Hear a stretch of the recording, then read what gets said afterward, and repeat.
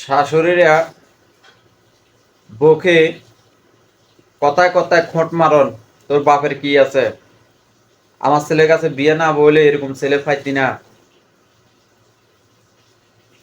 অনেক শাশুড়ি আছে বউ করে শান্তি দেয় না, ধরে ধরে খোঁড়া মারে, বিভিন্ন ধরনের কথা বলে, আঘাত করে তারা দুর্বলতা গেছে। আপনিও কিন্তু এই বাড়ির বউ, সেও কিন্তু এই বাড়ির বউ। নাহলে এই কথাগুলা আপনার শাশুড়ি যদি আপনাকে বলে, আপনিও আপনার ছেলের বউকে বলতে পারবেন। কেননা একটা কথা আছে, বদিল্লা হোসন ছাড়া কেয়ামত হবে না। আপনি যদি আপনার শাশুড়ি যদি আপনাকে এভাবে খুঁটমারি কথা বলে, আপনিও আপনার ছেলের বউকে খোঁড়ামারি কথা বলবেন। কিন্তু একটা কথা মাথাতে রাখবেন, আপনার ছেলের বউ এই বাড়ির বউ, আপনিও কিন্তু এই বাড়ির বউ।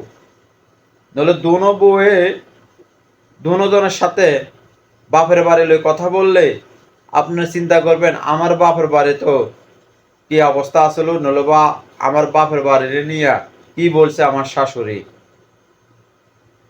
অনেক শাশুড়িরা আছে বউগুর উপরে এইসব বিষয় নিয়ে নির্যাতন করে, শাশুড়িকে হাতে ধরে পায়ে ধরি।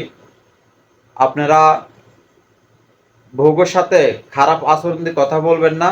বর্তমান সমাজের ভিতরে মেয়েরা অনেকটা হেভি, কেননা আগের মতন নাই, কষ্ট করার দিন নাই। এখন মেয়েরা তারা একটু স্বাধীন মতন চলতো, মেয়েরা একটু সাজুগুজু করে চলতো। কেন, আগে একসময় বেশি কষ্ট করতো, এখন কষ্ট করানো লাগে না, এখন সবকিছু হাতের কাছে পাওয়া যায়। এই শাশুড়ির কারণে অনেক মেয়েগো ছেলেগো সংসার ধ্বংস হয়ে যেতে আছে।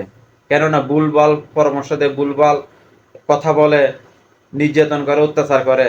তো ছেলেও শেষ, বউও শেষ, মাও শেষ, কিন্তু সবাই সব জায়গার থাকে, সংসার ধ্বংস। তো শাশুড়ি করে বলতে আছি, আপনার যখন এই বাড়ির বউ, আপনার ছেলেকে বিয়ে করে আনছেন, সেও এই বাড়ির বউ। তো দোনো বউ মিলিমিশে থাকেন, এটাই সব থেকে বেটার হবে।